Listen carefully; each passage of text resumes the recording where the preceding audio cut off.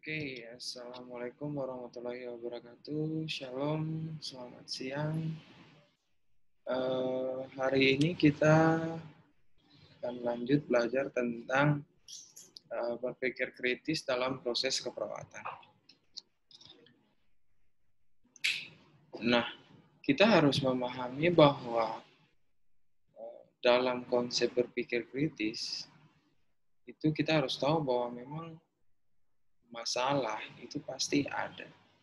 Kemudian tugasnya kita adalah bagaimana kita harus menganalisis informasi tentang masalah tersebut, misalnya tentang data klinis pasien, untuk membuat kesimpulan bahwa sebenarnya apa yang terjadi pada pasien tersebut.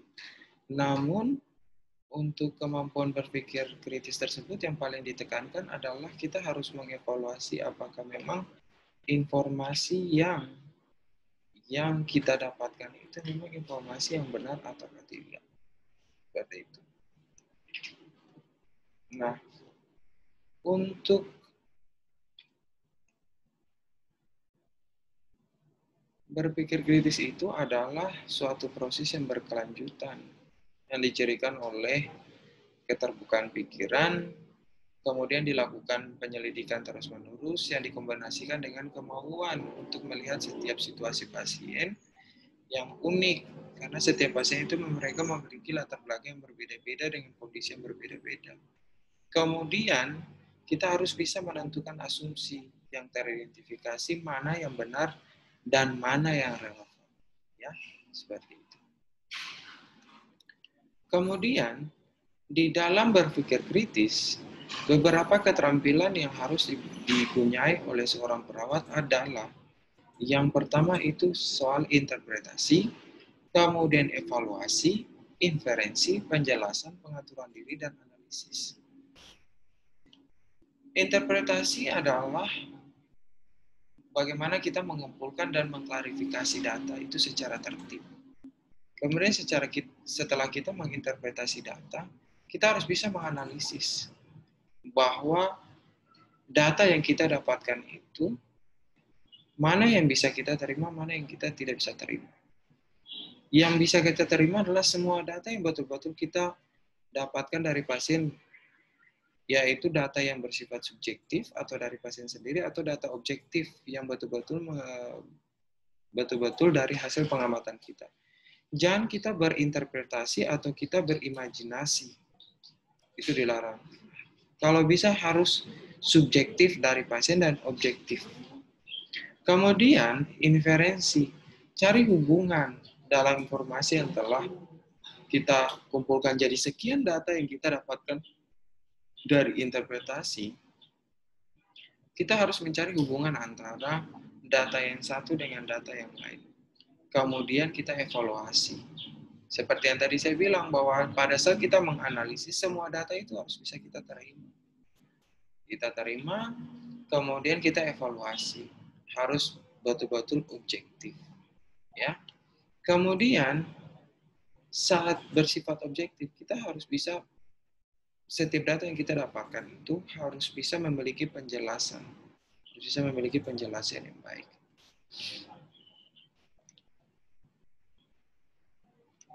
Kemudian, dalam tingkat berpikir kritis, ada dari mulai tingkat dasar hingga tingkat yang komitmen, yang paling tinggi sekali.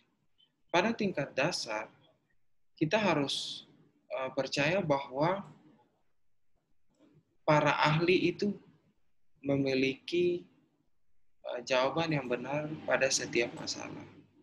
Ya, kita pada tingkat dasar itu kita berpikir bahwa oh ya, ahli ini dia mengatakan hal yang benar. Ya. Namun pada tingkat yang komitmen itu sudah berubah, bahwa bisa saja setiap orang itu mempunyai jawaban yang benar atas sebuah masalah. Setiap orang. Namun pada tingkat yang komitmen, seseorang itu dia diberikan kebebasan untuk memilih tanpa bantuan, tapi dia harus bisa untuk mempertanggungjawabkan keputusan yang dibuat. Itulah komitmen di dalam berpikir kritis.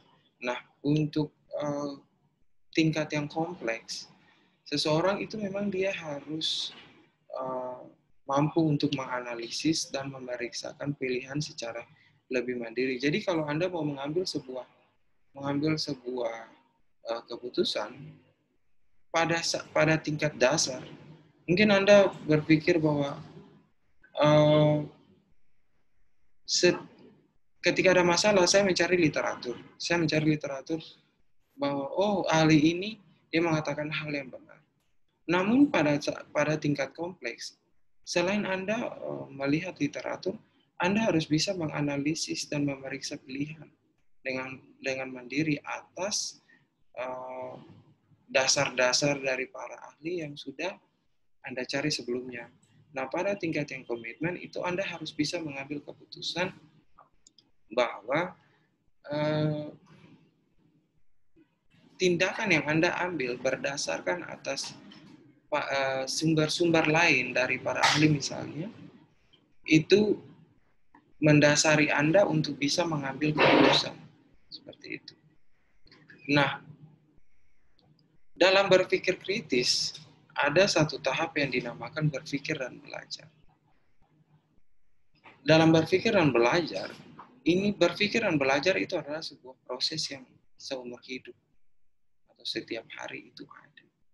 Kemudian harus lebih fleksibel, kemudian harus terbuka, kemudian harus belajar berpikir dan mengantisipasi agar jangan sampai ada keadaan-keadaan yang lain datang dan belum ada Anda antisipasi. Makanya Anda harus belajar berpikir dan mengantisipasi. Selalu di dalam pikiran itu ketika Anda berpikir dan belajar itu adalah pertanyaan yang selalu muncul di Anda punya kepala itu adalah apa? Mengapa hal itu terjadi? Bagaimana hal itu terjadi? Ya. Kemudian, ketika Anda berpikir dan belajar, usahakan untuk melihat dan melampaui apa yang sudah ada. Jadi seperti pada tadi tahap kompleks, pada tingkat berpikir kritis yang dasar itu selalu mengatakan bahwa apa yang ahli bilang itu benar.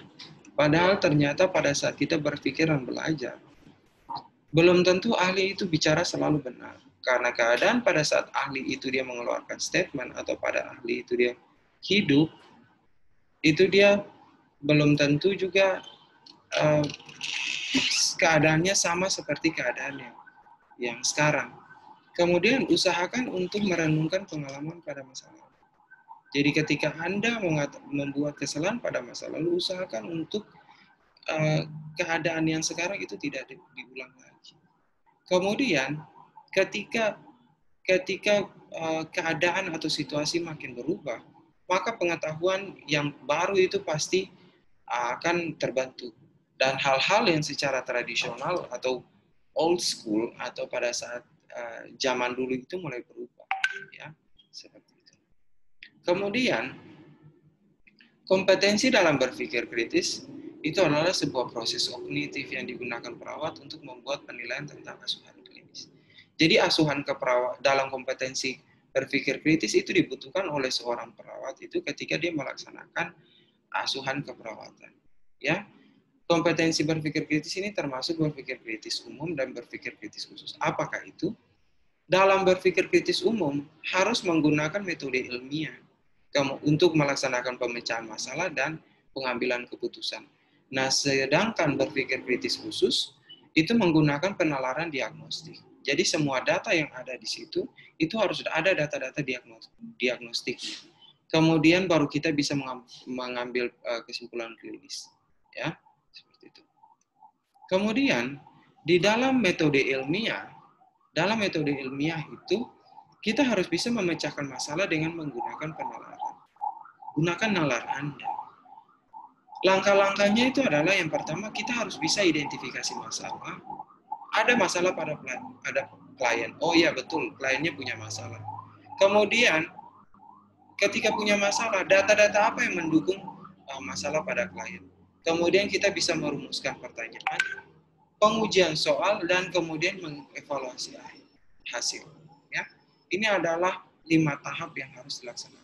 Nah, cuma Anda harus hati-hati bahwa ketika suatu masalah itu muncul, Kita harus bisa dapatkan informasi, kemudian gunakan informasi tersebut dan pengetahuan sebelumnya yang muncul pada saat tingkatan berpikir kritis ini, kemudian Anda harus bisa menemukan solusi kepada klien. Ya, seperti itu. Nah, pada saat Anda mengambil keputusan, pengambilan keputusan itu adalah produk akhir. Itu adalah produk akhir dari pemikiran kritis yang berfokus pada masalah. Ketika Anda menghadapi masalah dan perlu memilih solusi dari beberapa pilihan, pada saat itu Anda sedang mengambil keputusan. Nah, sedangkan penalaran diagnostik adalah bagaimana menentukan status klien setelah menerima informasi tentang klien. Baru Anda bisa mengambil kesimpulan klinis bahwa ini adalah proses yang menarik kesimpulan. Ini adalah proses menarik kesimpulan dari bukti-bukti yang sudah kita dapatkan. Nah, di dalam berpikir kritis ada beberapa sikap yang perlu kita tekankan, yaitu keyakinan, kemudian berpikir secara mandiri, harus adil, harus tanggung jawab, harus tanggung gugat, kemudian harus bisa mengambil resiko, harus disiplin, harus tekun, harus kreatif, harus selalu mempunyai rasa lapar akan keingintahuan, kemudian harus bisa punya integritas dalam diri, harus jujur, harus mau menerima kesalahan, dan harus bisa rendah hati. Nah, apa peran perawat dalam riset? Peran perawat dalam riset itu adalah perawat itu harus bisa, jadi kita berfokus pada masalah-masalah bahwa kesehatan dan cacat dan tindakan keperawatan untuk meningkatkan kemampuan individu untuk merespon secara efektif terhadap masalah kesehatan aktual dan potensial. Kemudian, peran perawat dalam riset itu fokus penelitian saat ini. Fokus penelitian dalam keperawatan itu melengkapi penelitian biomedis, terutama berkaitan dengan penyebab dan pengobatan penyakit.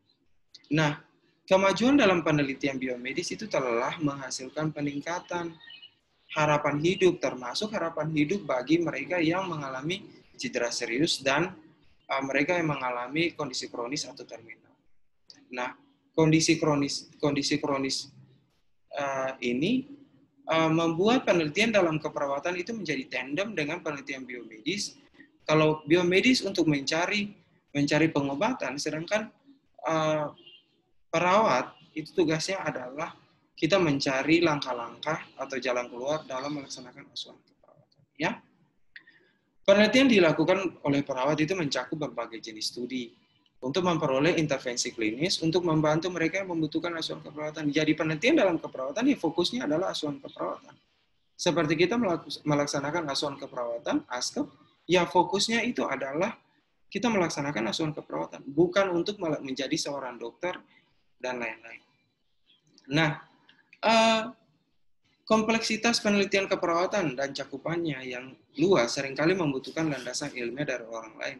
Oleh sebab itu, penelitian dalam keperawatan itu seringkali mencomot atau mengutip penelitian metodologi penelitian dari disiplin ilmu yang lain seperti disiplin ilmu sosial, kemudian MIPA, matematika dan sebagainya, statistik dan sebagainya. Nah, arah penelitiannya itu tugas kita adalah penelitian kita usahakan untuk bisa mempromosikan kesehatan dan kesejahteraan dan kompetensi untuk perawatan pribadi di antara semua kelompok. Untuk mencegah masalah keperawatan, kemudian arah penelitian kita itu adalah untuk mencegah masalah kesehatan sepanjang hidup.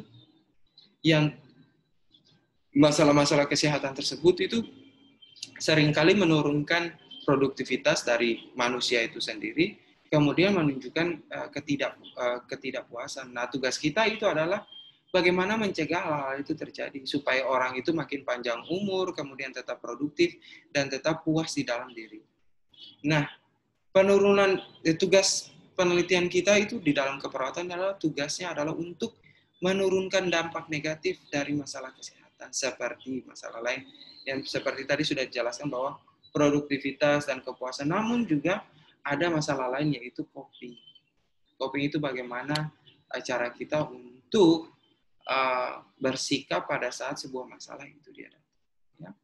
Kemudian tugas kita selanjutnya adalah harus bisa memastikan bahwa kebutuhan perawatan kelompok rentan terpenuhi melalui strategi yang tepat.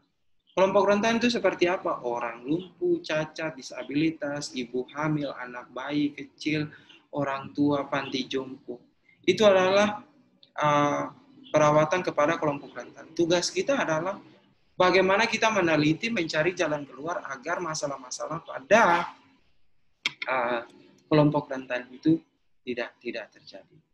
Ya, oke, mungkin demikian